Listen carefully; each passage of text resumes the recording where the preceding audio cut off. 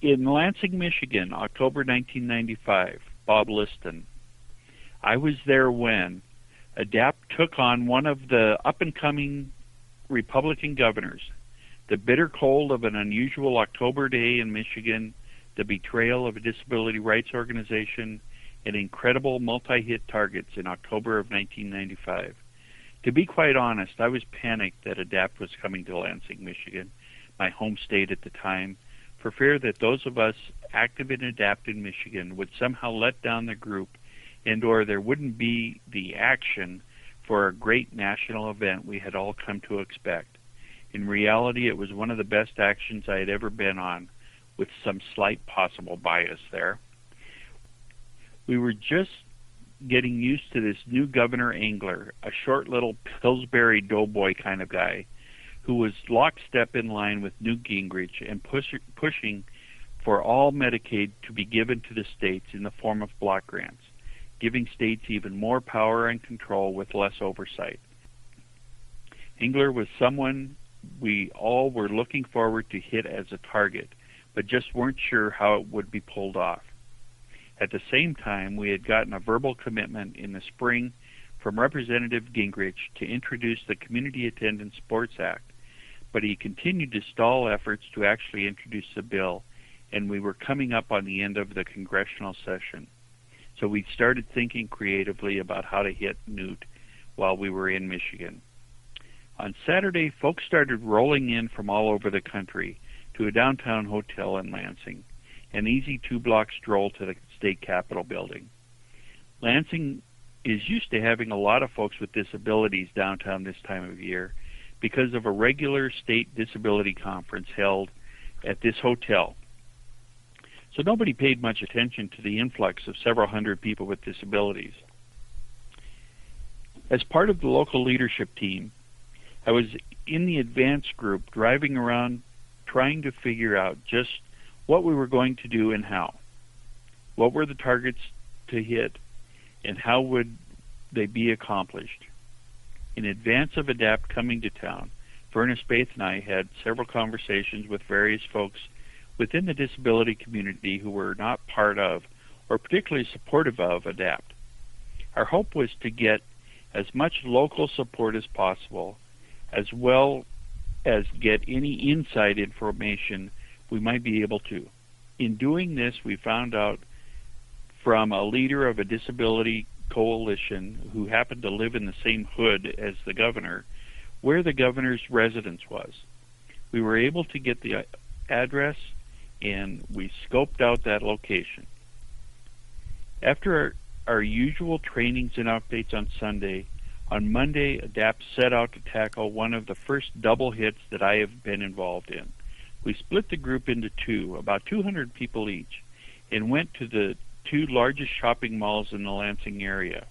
The Target, Walden Books, which was promoting Gingrich's latest book, To Renew America. Folks were shuttled in the minivans that we had, gathering in the parking lots before the mall even opened. Then, as Walden Books opened, we all lined up and marched single file into the malls and flooded the two bookstores. The only ones moving faster than ADAPT members were the senior mall walkers and the store managers. These managers were quick to contact their headquarters, which in turn faxed our demand to Gingrich that the only ones moving faster than ADAPT members were the senior mall walkers and the store managers. These managers were quick to contact their headquarters, in turn faxing our demands to Gingrich that he introduce CASA. This was an additional learning experience for a lot of folks, as many people picked up copies of small books of the U.S. Constitution and Declaration of Independence and read aloud from them to the rest of the group. We embedded our rights within ourselves through these actions. The Walden Books hit went so well and so quickly that we decided we had time for another hit. Back to the vans, shuttling everyone to a church in the middle of town, just next to the state Republican headquarters. Sounds like fun to me. Once all members got to the location, we swarmed into the Republican headquarters and completely filled the building, which was actually a quite small building, but ADAPT has a way of packing many wheelchairs into the smallest of areas. The demands: fax Gingrich to introduce CASA, call Engler, and set a meeting with ADAPT. The messages were sent, but one of the scariest times for me was when, due to how crowded we were, one over-testosteroned young police officer, obviously terrified at being surrounded by a tightly packed crowd of Crips, tried to force his way through the building and was pushing people unnecessarily and viciously out of his way. This caused one young woman from Michigan, who worked as a personal assistant to one of the members, to try to protect and defend folks who were pushed to the ground. Unfortunately, this led to her arrest for allegedly assaulting an officer. Luckily, the officer's supervisor found out about his roughness from our members as well as his fellow officers, and things de-escalated. 3 hits in one day. Quite a feat. Tuesday was our big test. We decided to go to Engler's house because he had refused to meet with us, including not responding to a letter requesting a meeting that had been sent well in advance of the ADAPT coming to Lansing. We were acting on the undercover information we had been able to gather, and I admit I was scared to death that it might be the wrong address, which is always a concern for ADAPT when we go to personal residences. As it turned out, my fear was misdirected.